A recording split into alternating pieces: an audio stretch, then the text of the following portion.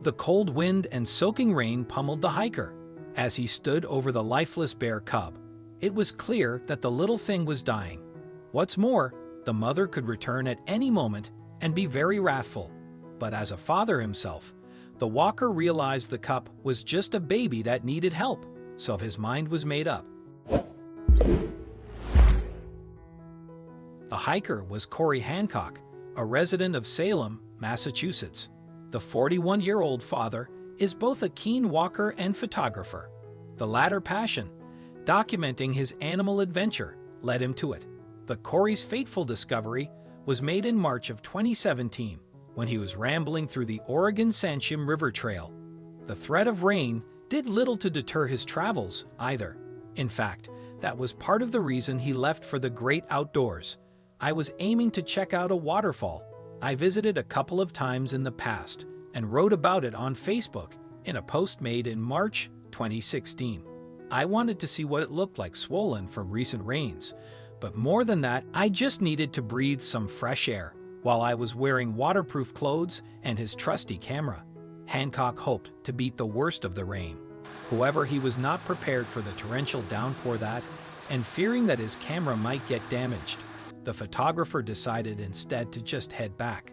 So Hancock retraced his steps to a meadow you'd passed on the way, but although he was familiar with the area, there was something in his field of vision that he hadn't noticed before. Namely, there was a small dark shape lying where flowers usually bloom when he got closer. Moreover, he saw that the animal was a bear cub. He was only 2 feet off the path, lying there on his back. He seemed to be dead. The hiker noticed that his lips were blue, his eyes were open, but unmoving and hazy, and he realized with mounting terror that the bear cub probably wasn't the only one whose life was in danger. Indeed, if the mother bear was close by, he was in a truly perilous situation himself. And as the rain was intense, he feared that he didn't have long to decide what to do about the. Assuming that I might be attacked at any moment, he decided to go into the house. I took a quick photograph and retreated a short distance, and a rooster crowed. I watched the rooster and scanned the area with the rain pouring down on his almost lifeless body. I knew he wouldn't survive much longer under those conditions. After what must have seemed like an eternity, Hancock made a bold move to save the tiny bear's life.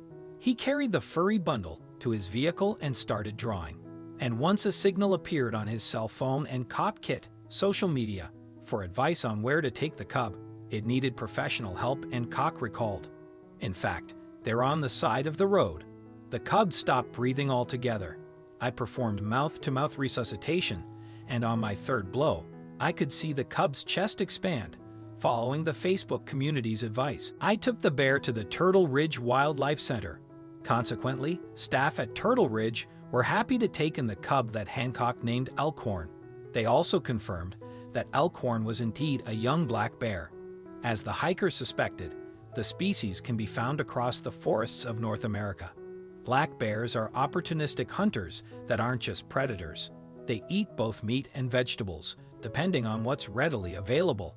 However, they have been known to wander into urban territory, looking for food. Perhaps the Elkhorn was trailing Hancock for just that.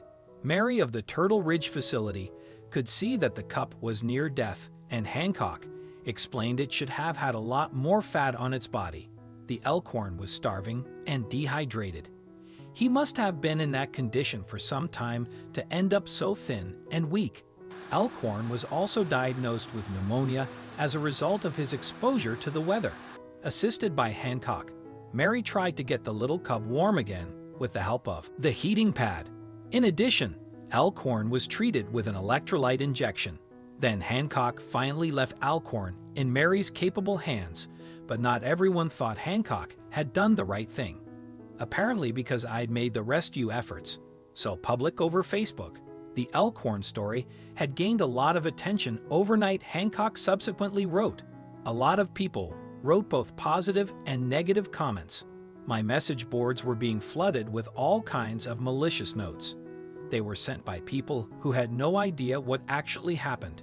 Some of the must-have items on the list are alerted to the Oregon Department of Fish and Wildlife. Indeed, the authorities advise against moving animals without contacting them first, after assessing the situation. However, officials concluded that Hancock had acted correctly. He was officially issued a warning, but was later thanked by Turtle Ridge for his big-hearted response to a dying animal. Furthermore, he received some emotional thanks from the cock. Thank you messages and letters from those who appreciated his actions, and those actions worked out well for the cub too. Elkhorn is in the care of Paws Wildlife Center in Linwood, Washington, and will return to Oregon's wilderness. In April of 2017, Hancock revealed on Facebook, but what led to his decision to save Corn? I thought about my 2-year-old son, and I saw a baby that deserved. He subsequently told the Washington Post in April of 2017. If I had walked away from that bear, it would have haunted me the rest of my life. That's why he ended up saving a life video instead. Please give it a thumbs up and consider sharing it with your friends and family. Thanks again. We'll see you in the next one.